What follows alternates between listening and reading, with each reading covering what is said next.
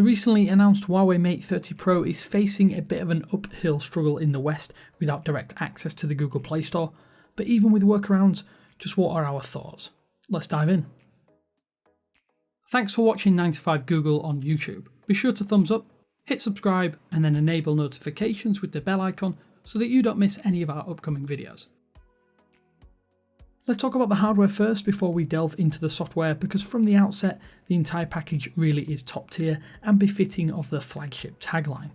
The new Horizon display really is gorgeous up close and in the hand, although the drop from a QHD Plus to Full HD Plus display is quite disappointing, but I must say the curved AMOLED is really good looking to the point you could probably tell me this was a QHD Plus display and I'd probably believe you. Because the display curves right around to the rear, there is no real side bezels to get a grip of, instead you get more of a lip. You can also feel the seam, which I must admit is a little bit sharper than phones with proper chamfered edges. The only physical input is the sleep wake button, there is no volume rocker and the solution is innovative but not exactly intuitive. To increase volume you have to double tap either the left or right Horizon display edge and drag upwards in a small activation area above the sleep wake button.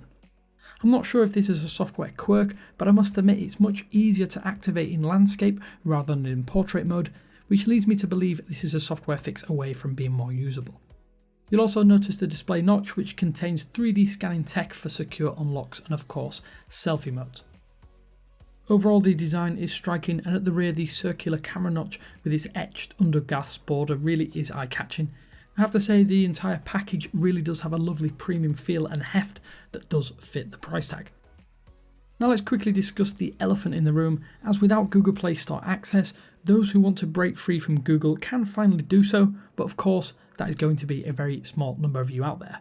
If you simply must have the phone, of course it will be great news to you that you can install Google Play services within minutes, but we can't call that a solution. Hopefully something gets resolved soon, as without sideloading apps it really is hard to recommend the vanilla Chinese Mate 30 Pro to Western buyers. That said, performance really is impressive thanks to the Kirin 990 chipset and 8GB of RAM. I've seen almost no slowdown or hiccups. That said, I will be putting the device through its paces ahead of our full review in a few weeks' time. While the P30 took mobile photography to another level, the Mate 30 Pro looks set to consolidate that and add some incredible videography options. The most notable of these are the 4K 60fps and 7680fps slow-mo recording modes, the latter of which is absolutely incredible in use. To put it into perspective, that 7680fps slow-mo mode is 8 times slower than the standard 960fps slow-mo you can find on other top-tier flagships. In the more modest 60fps modes you do get OIS in wide and standard modes, and the footage is nice, crisp and clear and smooth, although I will delve into those further ahead of our full review. I will say that I cannot fault these still photography modes at this point in time, as they are as good as you would expect given the dual 14MP sensors. I will say as well that the colour management is way better than it is on the P30 Pro 2, or at least in the short time I've spent with the phone. As for battery, the 4500mAh battery is already impressing me, with averages over 7+ hours of screen on time in just a few days. The Mate 30 Pro looks set to be another Huawei battery beast. So while that isn't the most comprehensive walkthrough, we'll be delving in further in the full review. As it stands, while the hardware is no doubt top tier and potentially market leading, the lack of official Google Play Store access really is a black mark, and one that we can only hope gets resolved sooner rather than later. Of course, it's ultimately you that decides if the Mate 30 Pro is a success, and because of that we want to know if you're interested in picking up a flagship $1,000 phone without access to the Google Play Store.